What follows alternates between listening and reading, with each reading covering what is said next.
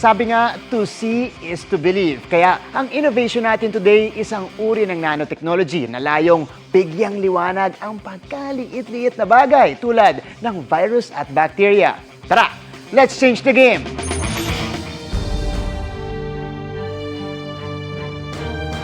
Huwag ismulin ang innovation natin today na pagkaliliit man o nanoscopic. Napakarami namang gamit.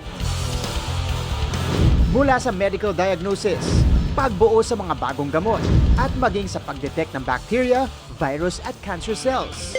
Yan ang carbon quantum dots, isang uri ng nanotechnology na nagbibigay liwanag sa mga bagay na hindi naabot ng ating mga paningin.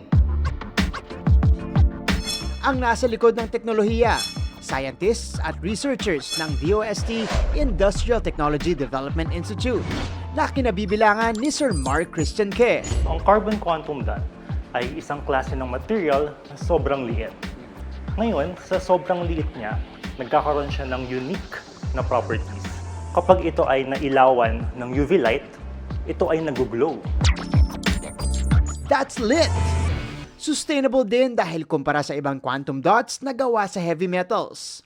Ang carbon quantum dots gawa sa bio-waste mula sa balat ng kalamansi at dahon ng pinya. During tests, epektibo nitong na-detect at napailaw ang E. coli bacteria. Ang E. coli, alam natin, ay isang pathogen na pwedeng maging signal na ang pagkain ay kontaminado. Mula dito, saka natin pwedeng pag-aralan ulit kung paano ito epektibong magagamit para sa mga food packaging na may sensors para malaman natin kung ang pagkain ay safe bang kainin or hindi. Sa pagbuo nito, unahin muna natin itong raw materials. Nandito na yung dried calamansi at saka dried pinya leaves. Ilalagay natin dito sa Teflon container. Acid solution, combine natin dun sa raw material. Ready na nating ilagay sa reactor. Ito ay ilalagay na natin sa oven. Papainitin na natin siya. After 12 to 18 hours, nilabasan natin sa oven yung reactor. So ngayon, malalaman na natin kung sumakses ba tayo sa paggawa ng carbon quantum dots. It's time for us to turn off the lights. Kitang-kita nyo naman ang pagkakaiba. Ang teknolohiya pwede ring ma-modify kung saan ito kakapit. Maaring sa specific na bacteria, virus, at maging sa cancer cells. Ang innovation, kabilang sa mga ibinida ng Pilipinas sa nakaraang Consumer Electronics Show na ginanap sa Las Vegas, Nevada. Kami ay naghahanap ng mga local partners or startups na interested na mag-venture dito sa bagong field ng nanotechnology. There you have it mga kapuso, patikim ng kayang gawin ng nanotechnology para sa medisina. Para sa GMA Integrated News, ako si Martin Javier. Changing the game! Kasabay ng paglaki ng isang bata sa Quezon, ang paglaki rin ng bukol sa likod ng kanyang ulo. Araw-araw siyang pinahihirapan ng literal na pabigat. Kaya hindi nakapaglaro o hindi makapaglaro gaya ng maraming bata. Agad siyang pinasuri ng GMA Kapuso Foundation sa isang espesyalista. Very good. This one, Afghanistan. Very good. Sa edad na 4 na taon, kabisado na ni Prince ang watawat ng iba't ibang bansa. Oh, Mr. Joseph. May talento rin siya sa pagkanta. Pero sinong mag-aakalang ang bibong bata may iniinda palang bukol sa likod ng kanyang ulo? Na-diagnose din siyang may autism spectrum disorder. Nabigla ako na may bukol siya. Pero tinanggap ko na rin po. Nakakatakot pong hawakan. Kasi kung mapapansin niyo po, yung pinakang gitna ng bukol niya, parang manipis na manipis siya. Hindi nabiyayaan ng anak ang mag-asawang si Brian at Judy Ann, kaya kinupkup nila ang pamangkin na si Prince at itinuring na tunay na anak. Sa kanaisang mapaoperahan si Prince, lumapit sila sa GMA Kapuso Foundation. Hindi kasi sapat ang kita ni Brian na 500 piso kada araw bilang delivery driver.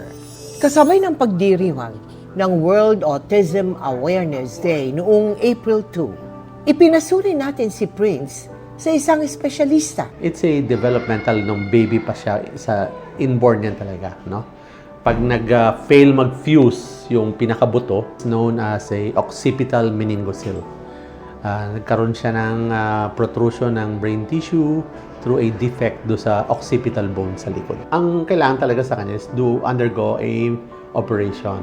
That is to take out that excess tissue coming from the brain. Kumakatok po kami sa inyong puso, sa lahat po ng may mabuting puso at may kakayanan po na tumulong para po maoperahan yung anak namin.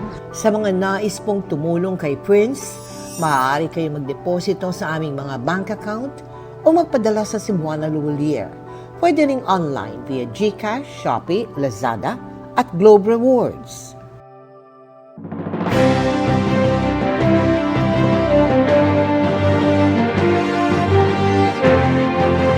Pinagpapaliwanag din ng COMELEC ang gubernatorial candidate na nagsabi namang hindi pwedeng pangit ang mabibigyan ng nursing scholarship.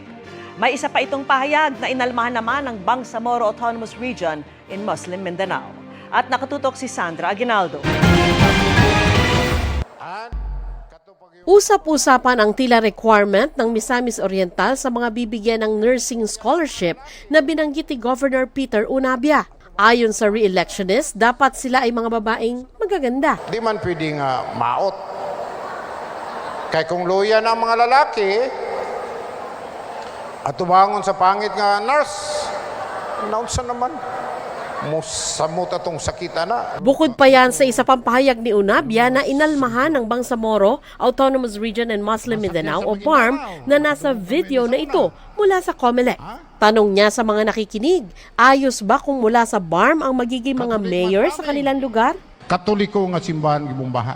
Gusto mo mabunta din Pangitabo ni nga real sa BARM areas. Bangsamoro Autonomous Region. Masakir sa Maguindanao, nakadungog namin ni sa una. Last election, adunay harassment sa Ingog City. Upat ka kapitan dito sa Ingog Giras, gisaka. Kisay nagsaka ang mga Maranao. Antuhin ninyo, kung may tabo nga mapulihan ang atong mga katbang punpun, mga mayors, gikan na sa BARM area. Okay mo, dili? Ayon sa tagapagsalita ng BARM, ang pahayag ni Unabia ay hindi nararapat at nagpapakita ng kakulangan sa mas malalim na pagkakaunawaan at cultural sensitivity dialogue. Kinwestiyon din ang pahayag ni Unabia laban sa mga Maranao at Bangsamoro, lalo sa panahong ibinabalik at pinapatibay ang relasyon nila sa ibang paniniwala. Hiningan namin ng pahayag si Unabia pero nagsabi siyang bukas na siya haharap sa media. Pero sa isang statement, sinabi niyang distorted ang video na lumalabas sa Facebook. Nananatili raw ang mataas niyang respeto sa Maranao community. Maaari raw bukas ang kanyang pahayag sa iba't ibang interpretasyon at maaring makita na kulang sa sensitivity. Pero ginamit umano ito ng kanyang mga katunggali sa politika para mawala ito sa konteksto. Humihingian niya siya ng paumanhin. Hindi umano niya intensyon na maliitin ang mga Maranao na may kontribusyon sa kultura, kapayapaan at pag-unlad.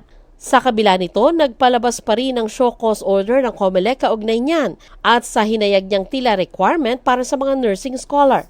Kinakailangan natin ng paliwanag dun sa bagay na yan sapagkat maaaring ito ay may paglabag sa ating pong anti-discrimination resolution. Tatandaan po natin, yung ating anti-discrimination resolution ay hindi lamang naman para sa kababaihan kundi sa relihiyon. Pinagbabawal din daw sa kanilang resolusyon ang labeling o pag-aakusa sa individual o grupo bilang aktivista, terorista o kasama sa kriminal na grupo. Binigyan si Unabia ng 3 araw para ipaliwanag kung bakit hindi siya dapat sampahan ng reklamong election offense o petition for disqualification. Wala po nakalagay sa guidelines natin na apology or I am sorry bilang pagpapababa ng kaso o pagpapababa ng bigat ng sinabi. May paalala rin ng COMELEC sa mga kandidato. Pakiusap natin sa ating mga kandidato Kayo po ay modelo ng madami. There is greater responsibility na nakaatang po sa ating mga balikat na dapat hindi po tayo pinapamarisan sa mali. Para sa GMA Integrated News, Sandra Aguinaldo, Nakatutok, 24 Oras. Kasunod ng pagkondena ng COMELEC, iginit ni Masbate 1st District Representative Richard Go na walang pahintulot ng kanilang kampo ang pangangampanya sa kanila gamit ang Emergency Alert System. Ayon kay Go, na tumatakbo sa pagkagobernador, naalaman lang nila na nabanggit ang kanilang pangalan sa text blast nang mag-viral ito online. Nitong April 3, nang matanggap ng ilang taga Masbate City ang text na inakalang emergency alert o babala sa kalamidad. Pero ikinakampanya lang pala si Ko at ilang kalyado.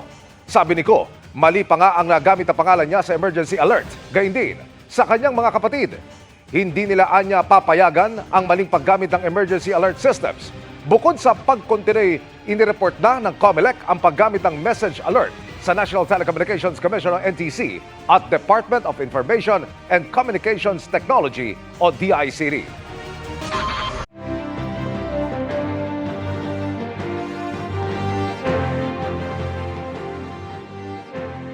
Iniimbestigahan ng Department of Social Welfare and Development kung nagamit ang isang mentally challenged para sa pangangampanya laban sa isang kandidato sa Pasig City. Nakatutok si Mark Salazar. Ano po, sana po matulungan po kami ng makabili ng bigas. Isa ito sa maraming testimonial videos na in-upload ng social media page na The Journal Pasig na iniimbestigahan na ng DSWD.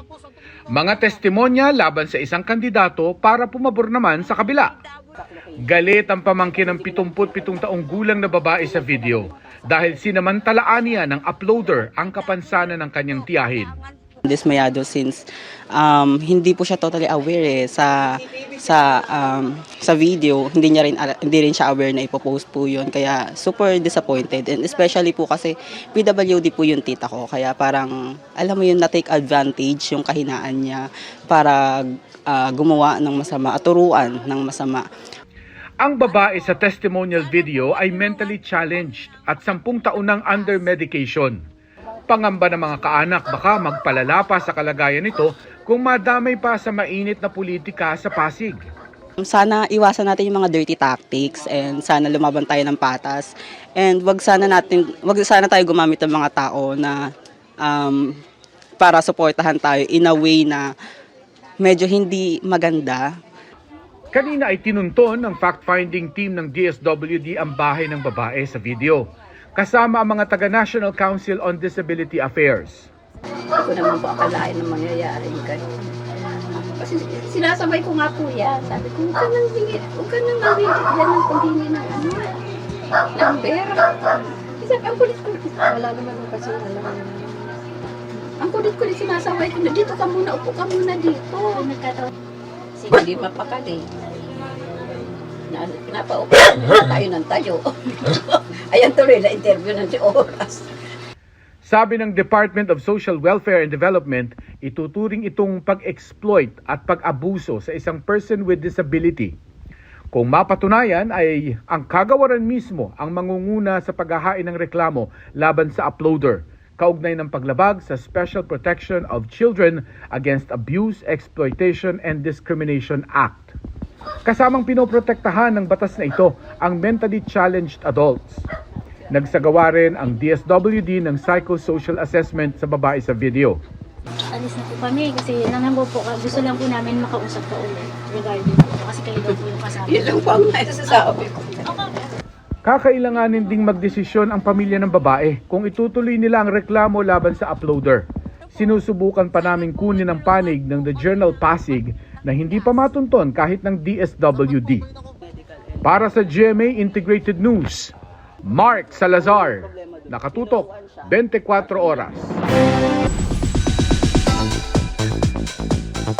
Getting ready for something new and beautiful, si Barbie Fortesa na recently ay iflinex ang kanyang shortest hair ever.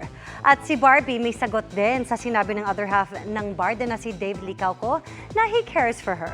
Makichika kay Nelson Canlas. I care for her a lot. Care for her a lot. Can we qualify that. I just really care about her a lot. Layag na layag ang Barda shippers sa komentong ito ni David Dicauco ng aking tanungin sa GMA Integrated News interviews tungkol kay Barbie Fortesa.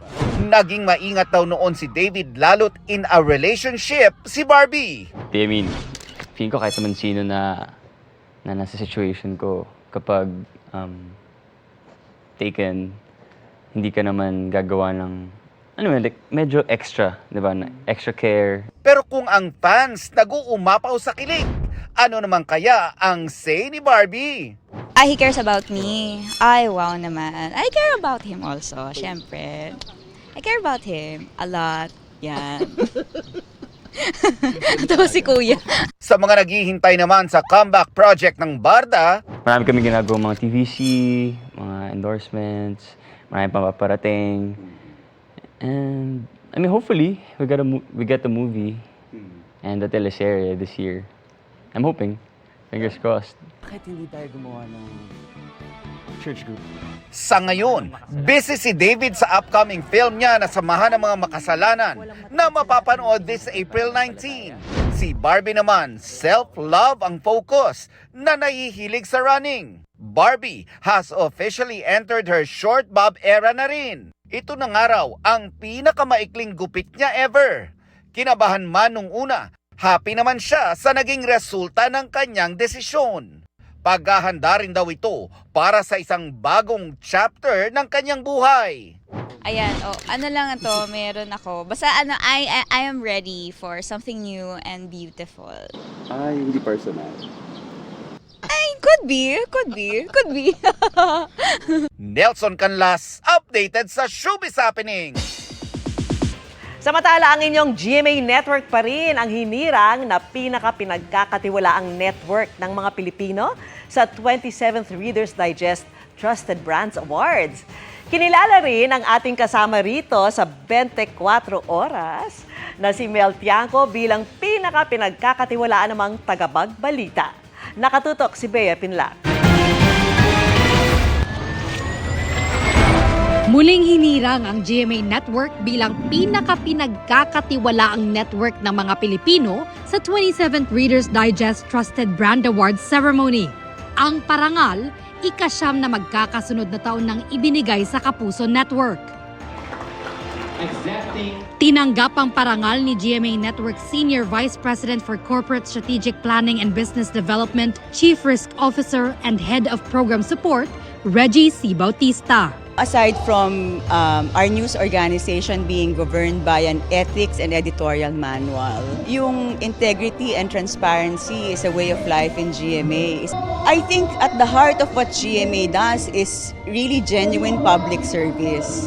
At yung pagsiserbisyong publiko, mahalaga dyan yung tiwala ng tao. Kaya non-negotiable yan para sa GMA. Si 24 Oras News Anchor at Kapuso Foundation Ambassador Mel Tiangco kinilala bilang most trusted TV host for news and current affairs. It took me 44 years to get to this. I will cherish this recognition as most trusted news presenter, for this is the true measure of success. Not just in my profession, but also in any and all other professions for that matter. Sabi pa ni Tiangco, hindi basta-bastang nakukuha ang tiwala ng mga tao. Dapat daw maging tapat at totoo. Malaking hirap ang makamtan ng buong buo ang pagtitiwala ng publiko sa iyo. Yun patuloy na pagsisikap, pinagsisikapan mo, at pag yan ay naging karakter mo na, nasa pagkatao mo na, madali na. All you need to do is what is right. It's simple. Just do what is right. And people will trust you. Dapat tama ang iyong gawin. Dapat totoo.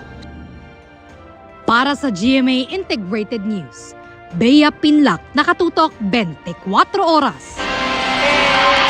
Idol. Idol. Galing! Kaya naman, ang tindi ng trust natin kay tita. We trust na ililibre nyo kami, tita. O sige, kailan? Mamaya. God Bago bless you po more. tayo magtapos, teka muna. Gusto ko pong magpasalamat sa Reader's Digest Trusted Brand Awards para sa parangal na ito bilang Most Trusted TV Host for News and Current Affairs. Asahan po ninyo na patuloy kaming magsusumikap para makapaghatid ng totoo at tapat na mga balita lamang. At yan ang mga balita ngayong Lunes. Ako po si Mel Tiangco. Ako naman po si Vicky Morales para sa mas malaking misyon. Para sa mas malawak na paglilingkod sa bayan, ako po si Emil Sumangil. Mula sa GMA Integrated News, ang News Authority ng Pilipino, nakatuto kami 24 oras.